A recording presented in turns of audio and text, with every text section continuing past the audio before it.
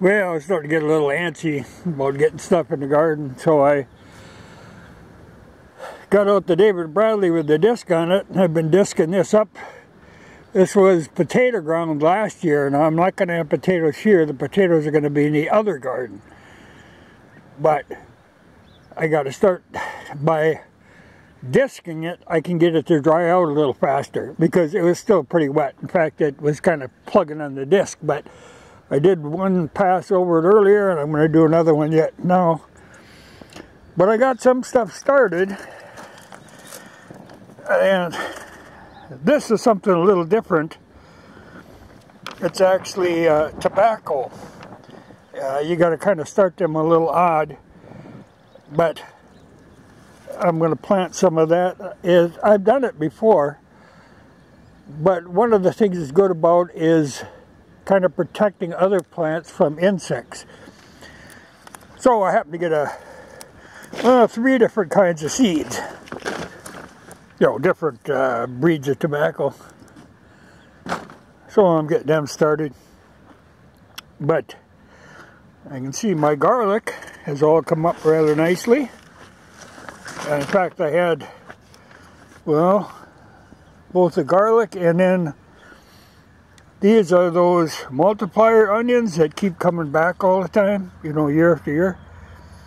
So I had spaghetti this noon. I made the sauce out of, you know, the onions and garlic out of the garden, and I had used tomatoes that I had from last year. And the rhubarb is coming very nicely. Though I'm going to have to go and, you know, when I think of it, put some manure on there, because rhubarb does like manure. Planted a few other things in there. Like there's a row of potatoes, and I don't know.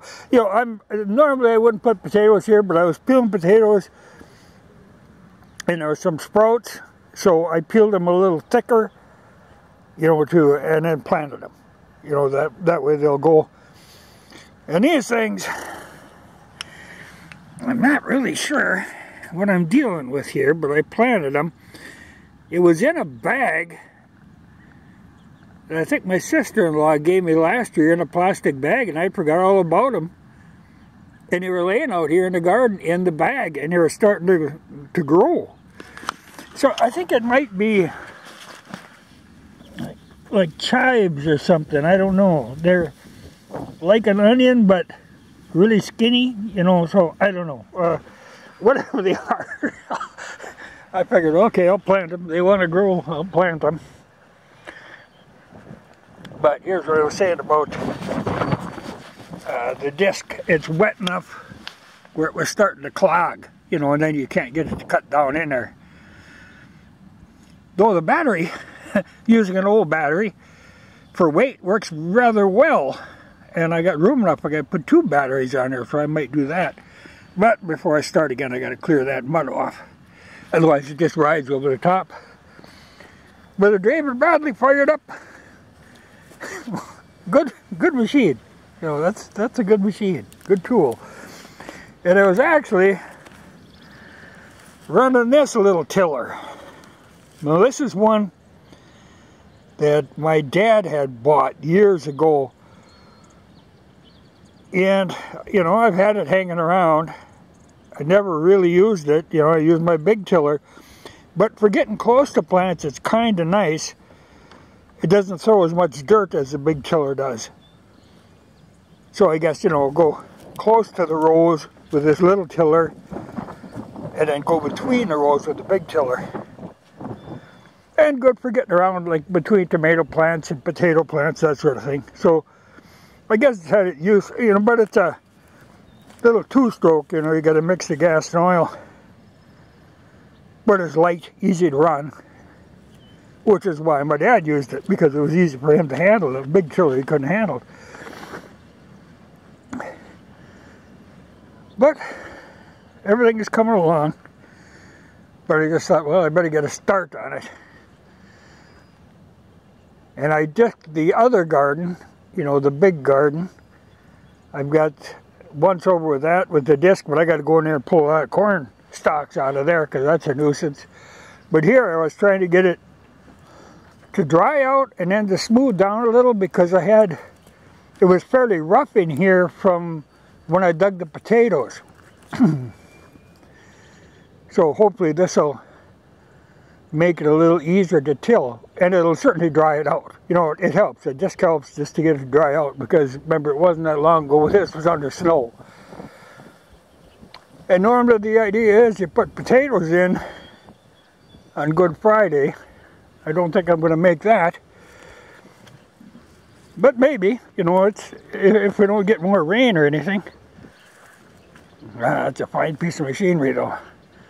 But I think before I go over it again, well, I got to clean the disc out. I think I'll grab another old battery and throw on there a little more weight. But I'm glad to see this rhubarb, how well it's doing. But like I say, I really got to put some manure on it because rhubarb does like manure. But of the 5 hills, you know, all 5 of them are coming up. And I've been making rhubarb pie all winter, and I still got, I bet I got 5 or 6 quarts of that yet. So I'll have enough pie material until this is ready to start making pies. But these multiplier onions, that is a good deal. You know, as soon as the snow is gone, you got edible onions. So I'm glad I got them. I'm glad to see they came back so nice. But that's a start. You know, it was kind of cold today and windy, but there's a little sun out. Sooner I get her dug, sooner I can start planting in there. The other one is my main concern, though, because like I said, that's where the potatoes have got to go, and they got to get in soon. Well, and carrots will be in here, and they got to be in pretty soon. You know, stuff like that likes to be in early. Yeah, and Bob is going to come visit.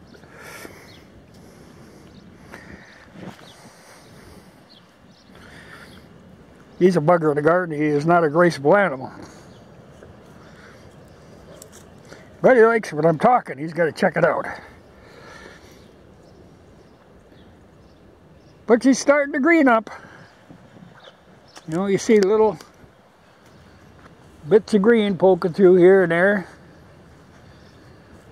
Yeah, like even over there. You can see on the hill she's green. And the horses are off hay and onto the pasture. Well, get my digging done here. Keep at her.